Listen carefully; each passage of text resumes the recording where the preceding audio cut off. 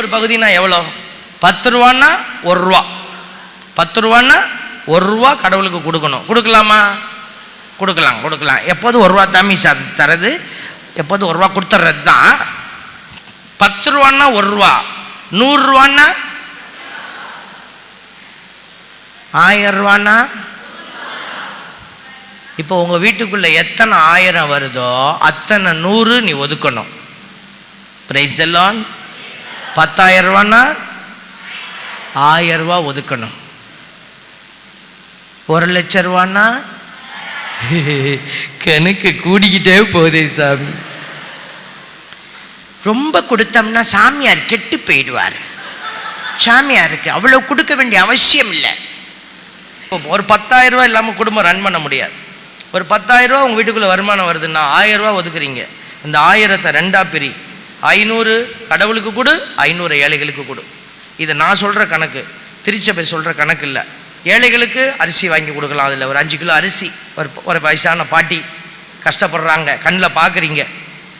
இன்னொரு தாத்தா, அவருக்கு ஒரு 500 100 200 கையில் கொடுக்கலாம், சாப்பாட்டுக்கு வச்சுக்கோங்க. அது 500 ஏழைகளுக்கு கொடுத்துருங்க. இந்த 500ல் வாரம் உண்டியலுக்கு காசு எடுத்துக்கோ. 10 ரூபா. வீட்டில் 5 பேர் இருக்கிறீங்கன்னா 50 ரூபா. 4 வாரத்துக்கு 200 ரூபா. சரியா? மீதி எவ்வளோ இருக்கும்?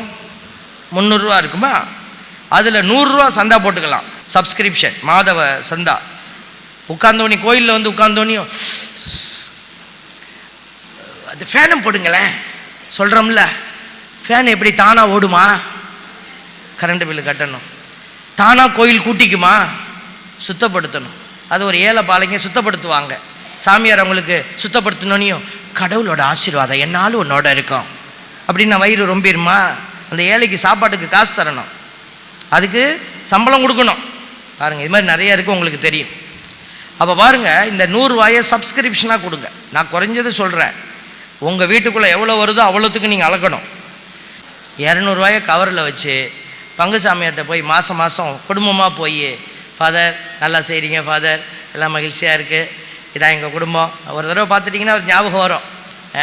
என் பையன் படிக்க போயிருக்கான் ஃபாதர், 2 இன்ஃபர்மேஷன் உங்கள் குடும்பத்தை பற்றி சொல்லிவிட்டு, சரி ஃபாதர் காணிக்க வச்சுக்கோங்க. அந்த 200 ரூபாய் உள்ளே வச்சு ஃபாதருக்கு கொடுத்துட்டீங்க. இப்போ சாமியாரை மெயின்டைன் பண்ணிட்டீங்க, உண்டியல் காசு போட்டுட்டீங்க, சப்ஸ்கிரிப்ஷனை கொடுத்துட்டீங்க, ஏழைகளுக்கு டச் பண்ணிட்டீங்க. இதெல்லாம் நீங்கள் கருத்தாய் செயல்படுத்தியிருக்கிறீங்க. அப்போ கடவுள் உன் காரியத்தில் கருத்தாக இருப்பாரா இல்லையா? நீ நீதியாக செஞ்சு பாரு, கடவுள் உன் குடும்பத்தை நீதியாய் உயர்த்துகிறாரா இல்லையா பாருங்க. பிரியமானவர்களே, நம்ம சேனலில் வர வீடியோஸை நீங்கள் மட்டும் பார்க்காம உங்கள் ஃப்ரெண்ட்ஸ் அண்ட் ரிலேட்டிவ்ஸ்க்கு ஷேர் பண்ணுங்கள், சப்ஸ்கிரைப் பண்ண சொல்லுங்கள், மறக்காமல் பெல் ஐகானை டச் பண்ணுங்கள். நன்றி.